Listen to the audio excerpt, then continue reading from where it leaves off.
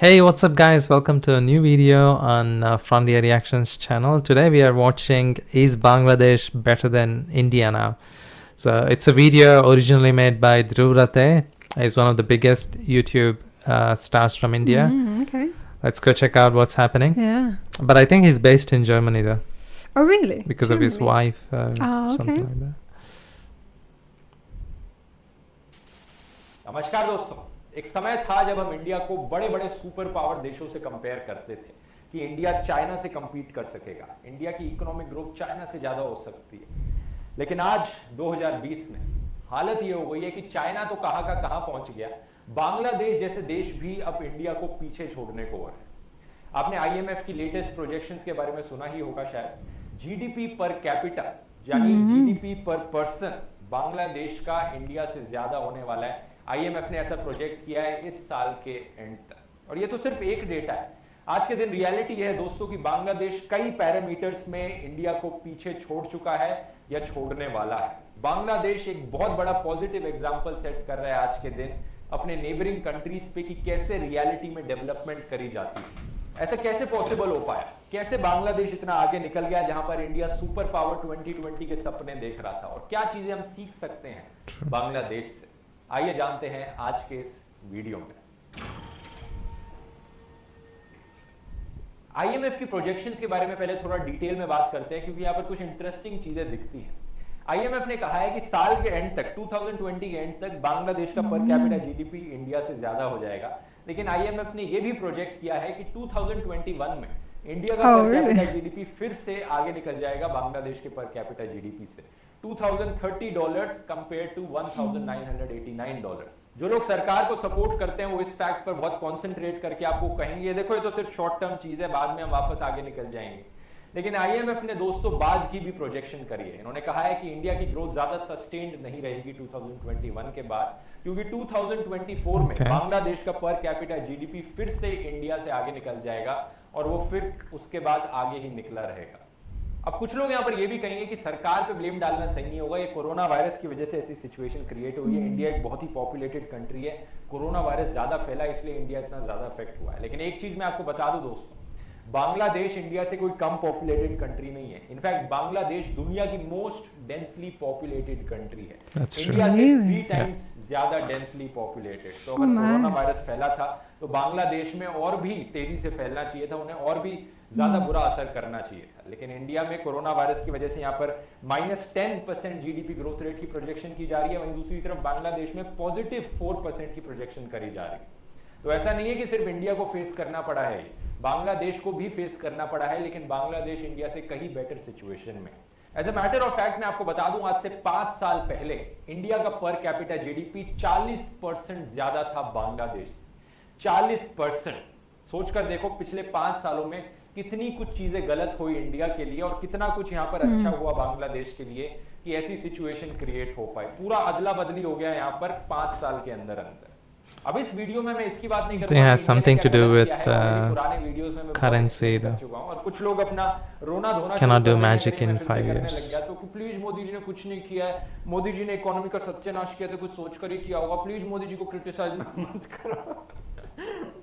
इसलिए मैं इस Doesn't like मोदी जी। सिर्फ बांग्लादेश ने क्या अच्छा किया है, पॉजिटिव किया है, उसकी बात करूंगा और क्या हम सीख सकते हैं उनसे।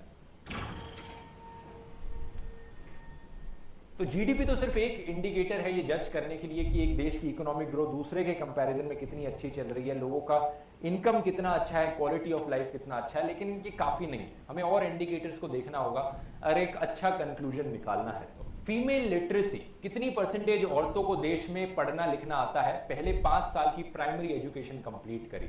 2018 की रिसर्च ने बताया था कि इंडिया में ये नंबर है 48%। सिर्फ 48% औरतों ने इंडिया में 5 साल की प्राइमरी एजुकेशन कंप्लीट करी। कंपेयर करो नेपाल से 92%, पाकिस्तान में 74%, Bangladesh Pakistan 74? Life expectancy on average देश में रहने वाले लोग कितनी उम्र तक जीते हैं, एक अच्छा indicator. I mean, it's talking about HDI basically. कैसा है, लोगों को Human development फर्क पड़ रहा है, लोगों की हेल्थ की सुरक्षा हो रही है उससे या नहीं हो रही। एवरेज बांग्लादेशी एवरेज इंडियन से 3 साल ज्यादा जीता है, लाइफ एक्सपेक्टेंसी फॉर मेल्स है बांग्लादेश में 71 और फॉर फीमेल्स है 74, और दूसरी तरफ इंडिया में यही फिगर्स हैं 67 और 70। इन्फेंट मोर्टेलिटी रेट एक और अच्छा इंडिकेटर जज करने के लिए हेल्थ केयर सिस्टम को, कितने बच्चे पैदा होने के 1 साल के बाद ही मर जाते हैं। इंडिया में ये है 29.9 डेथ्स पर 1000 लाइफ बर्थ्स, और बांग्लादेश में ये इंडिया से कम है 22.1 डेथ्स पर 1000 लाइफ बर्थ्स। तो कहा जा सकता है कि बांग्लादेश का हेल्थ केयर सिस्टम इंडिया से अच्छा काम करने लगा है। एक और अच्छा इंडिकेटर हो सकता है लिटरेसी रेट, कि कितने परसेंटेज लोग देश में पढ़े लिखे हैं। इंडिया का लिटरेसी रेट है 74.4% और बांग्लादेश का है 73.9%। So it's the country India then. से थोड़ा सा कम, तो यहाँ पर इंडिया आगे है। लेकिन बांग्लादेश का But the women- literacy rate की औरतों में लिटरेसी कितनी है, ये इंडिया से कहीं ज्यादा है। मैंने कहा था बांग्लादेश एक बहुत ही डेंसली पॉपुलेटेड कंट्री है, लेकिन इसके बावजूद भी आज के दिन बांग्लादेश का जो फर्टिलिटी रेट है कि ऑन एवरेज एक औरत कितने बच्चे पैदा करती है, ये रिप्लेसमेंट लेवल तक पहुंच गया। रिप्लेसमेंट लेवल वो फर्टिलिटी रेट होता है दोस्तों कि एक बार कोई देश रिप्लेसमेंट फर्टिलिटी लेवल तक पहुंच गया तो उसके बाद कुछ समय के बाद पॉपुलेशन ग्रो नहीं करेगी, पॉपुलेशन ग्रोथ जीरो टच कर जाएगी कुछ समय बाद। ग्लोबल हंगर इंडेक्स जो जज करता है कि देश में रहने वाले लोग कितने भूखे हैं, उसमें इंडिया की रैंक है 94 आउट ऑफ 107 कंट्रीज, बिल्कुल one of the most bottom countries है इंडिया इसमें। वहीं दूसरी तरफ 2020 की ही रैंकिंग में बांग्लादेश की रैंक है 75 पर, इंडिया से कहीं ज्यादा आगे। लोग भूखमरी से कम मरने लग रहे हैं Bangladesh. Similarly world happiness index 2000 I mean, honestly, I don't have a lot of hope on this World Happiness Index. This is subjective. This is कहीं ज्यादा बेहतर है इंडिया से। बांग्लादेश की रैंक है 125 और इंडिया की रैंक है 140। तो बांग्लादेश में रहने वाले लोग ऑन एवरेज इंडियन से ज्यादा खुश हैं।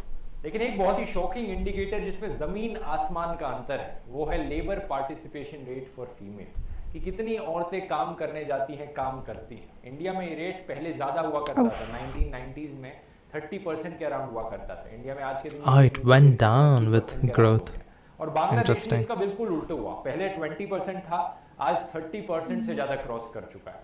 एक्चुअली अगर वुमेन एम्पावरमेंट की बात करें, औरतों के अपलिफ्टमेंट की बात करें, तो बांग्लादेश कई सालों से इंडिया से बेटर परफॉर्म करते आ रहा है। 2016 की यूएनडीपी रिपोर्ट ने बताया था कि बांग्लादेशी औरतों का जो एवरेज इनकम है वो इंडियन औरतों से कहीं ज्यादा है। और फाइनली अनएम्प्लॉयमेंट रेट में भी बांग्लादेश आज के दिन इंडिया से अच्छा है, 5% वर्सेस इंडिया का 8.5%। तो बांग्लादेश में कम बेरोजगार लोग हैं as a percentage of their population compared to India. तो बेरोजगारी हो, चाहे वुमेन एम्पावरमेंट हो, चाहे लाइफ एक्सपेक्टेंसी हो, चाहे इकोनॉमिक ग्रोथ हो, बांग्लादेश इंडिया से ऑलमोस्ट सारे मैटर्स में ज्यादा डेवलप्ड ऑलरेडी बन चुका है या बनता जा रहा है। हैरानी की बात यह है दोस्तों कि बांग्लादेश इंडिया से कहीं ज्यादा गरीब हुआ करता था आज से सिर्फ 20 साल पहले। इंडिया को तो अपना इंडिपेंडेंस 1947 में मिल गया था, लेकिन बांग्लादेश को ये सिर्फ 1971 में मिला था, वो भी इंडिया की मदद से ही। अपनी आजादी की लड़ाई के एकदम बाद ही बांग्लादेश एक जबरदस्त इकोनॉमिक क्रैश से गुजरा था। -14% जीडीपी ग्रोथ रेट इनका हो गया था 1972 में, और उसके 2 साल बाद ही एक जबरदस्त फैमिन आया इनके देश में, जिससे कि 1.5 मिलियन लोग मारे गए भूखमरी की वजह से। उसके बाद एक और जीडीपी क्रैश, इकोनॉमिक क्रैश इन्हें देखने को मिला, जहां पर -4% जीडीपी ग्रोथ रेट था। कंपैरिजन देखिए, ऑलमोस्ट हर चार्ट में आप देखेंगे इंडिया कहीं ज्यादा आगे था बांग्लादेश से, लेकिन पिछले 5-10 सालों में बांग्लादेश ने अपनी स्पीड पकड़ी और इंडिया की अब बराबरी करने लगा। कैसे पॉसिबल हो पाया? इसके पीछे एक मेन रीजन माना जाता है कि बांग्लादेश ने अपनी औरतों को घर से बाहर निकालकर एम्प्लॉयमेंट देने पर फोकस किया। बांग्लादेश की जो इकोनॉमिक ग्रोथ आज देखने को मिलती है उसके पीछे जो one of the main industries responsible है इनकी गारमेंट इंडस्ट्री। आजकल बहुत से कपड़े आपको मेड इन बांग्लादेश देखने को मिलेंगे। That's true, right? इंडस्ट्री को चलाने I think के लिए Zara women has quite a workforce few. को यहाँ पर एम्प्लॉय किया, Yeah. औरतों को एम्प्लॉयमेंट दी गई। इसी की वजह से 2017 में बांग्लादेश वर्ल्ड का सेकंड लार्जेस्ट एपरल सप्लायर था चाइना के बाद। 6.5% मार्केट इन्होंने ऑक्यूपाई कर रखा है, इंडिया से भी ज्यादा। आप चार्ट में देख सकते हैं कि इंडिया और बांग्लादेश का एक्सपोर्ट बिजनेस कैसा रहा है गारमेंट्स को लेकर।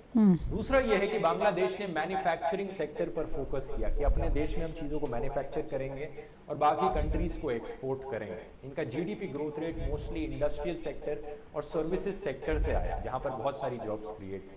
इंडिया ने भी कोशिश जरूर करी है करने की, लेकिन इंडिया कर नहीं पाया, मतलब बांग्लादेश के लेवल तक नहीं कर पाया। आज के दिन बांग्लादेश में 39.4% एम्प्लॉयमेंट इस सर्विसेज सेक्टर की वजह से हुई है, बल्कि इंडिया में यही नंबर है 31.5%।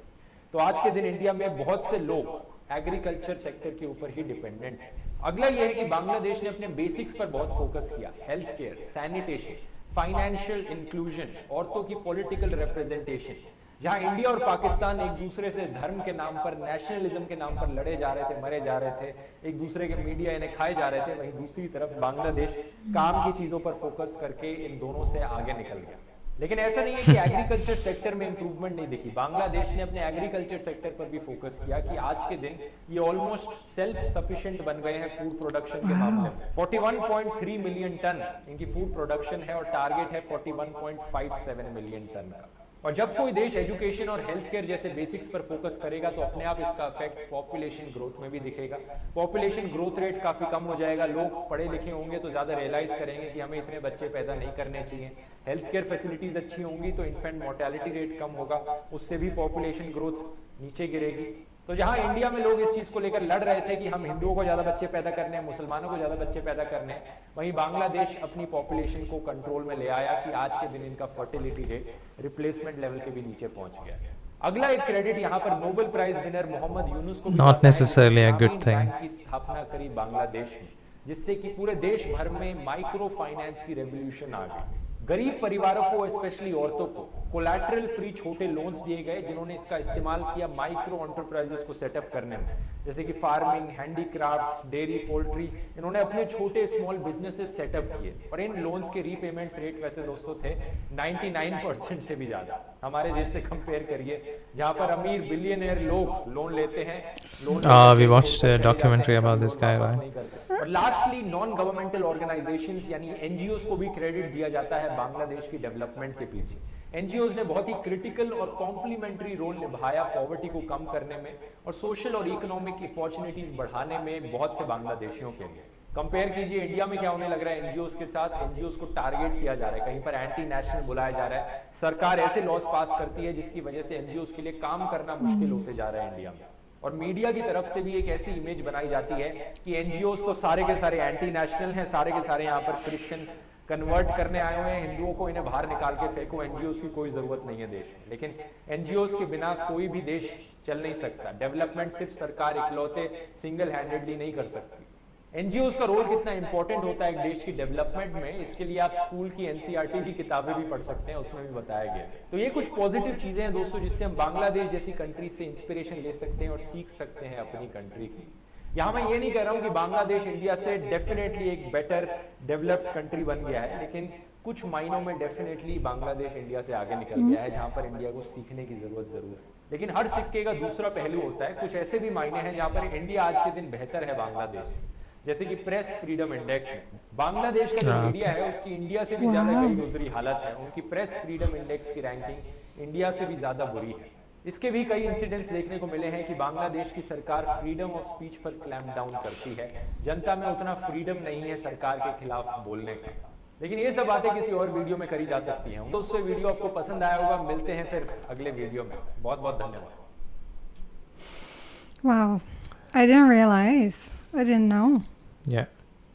Well, this became a really big news around 2000, like, you know, when he made the video, that the per capita income. So the main focus, I think it's easy to measure, and it's a mathematical figure. It's not like happiness index, right, where a lot of things are subjective. Yeah. So it's just a number, and there is a way to measure it.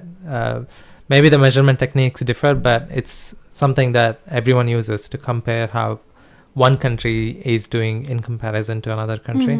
So yeah, GDP per capita was a big focus, and Bangladesh, as he's explaining in the video, was expected to have a better GDP per capita than India, go beyond India basically. Yeah. And well, like he also mentioned, it was going to go back for 1 year, and then again the Bangladesh would go back to being better than India in terms of GDP per capita. But yeah, well, that's reality basically. But yeah, I mean, obviously it's important for India to be better than Bangladesh, because if you cannot beat Bangladesh, then forget about, like beating the European or North American countries, or China, of course, who's one of our biggest the biggest competitor. At the moment, for sure. Yeah. So yeah, I hope India will do better in the coming years, Yeah. in the coming decades. I mean, this video is already a bit. But the old, so- manufacturing, the manufacturing Could actually- industry, I agree. I don't know why it never Yeah. clicked in India. Yeah, it's true. You often see made in China or made in Bangladesh, but you Yeah. don't really see so And much. the reason why they also picked Bangladesh is it's a smaller country, so also densely populated, so they have the facilities, the infrastructure for transportation, etc. But India being a big, massive country, the transportation more system complicated. is more complicated. But nowadays, more and more roads are being developed, although the quality, in some cases, it's not up to the mark. Mm. So maybe with this, we might see manufacturing industry going back up. Let's hope. Is definitely like potential. Yeah.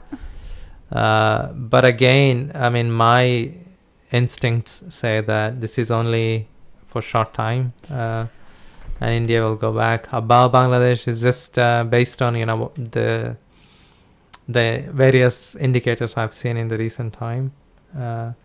But I could be wrong. Let's Bangladesh, see. Let's just they hope. probably have a better plan, growth plan than India I mean, does. it's never too late. Yeah, India could look at its neighbor and think, okay, maybe we should. it's true. I Match think up. we should inspire each other, Yeah. because if I have a good positive competition between the countries, India can learn what's doing really well in Yeah, Bangladesh, and and also I Bangladesh can feel- learn. Sometimes you might be scared to put some laws or some new rules in place, but if you see it's working really well for your neighbor, Yeah. you might want to do it too, right? But yeah, the one of the main focuses of this entire video was women empowerment, Yeah, I've noticed it was a And- big thing, right? and the Indian government is doing a lot nowadays for women empowerment, inclusivity in terms of finance, in terms of various Yeah. other things as well, education, women's education. A lot of things are happening to empower the women. So yeah, let's see in 5 years how India compares, especially Yeah. like the development of women in comparison to India. Mm. Well, This would definitely help. yeah, let's come back in 5 years and check Mm. who's doing better. Yeah. Thank you so much for watching.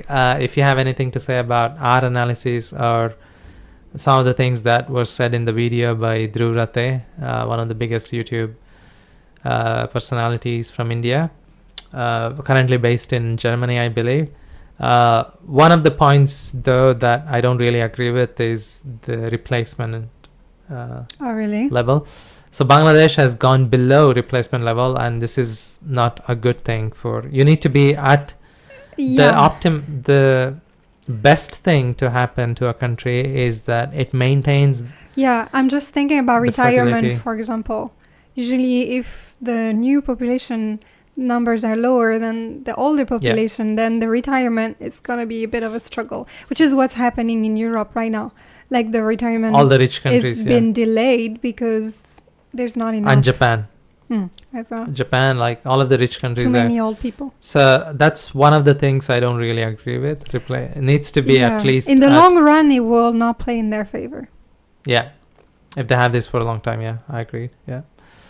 And if you have any other points to talk about, positive or against what Dhruv Ratte was saying, please let us know in the yeah. comment section. Thank you so much for watching. Have a good day. Bye. Bye bye.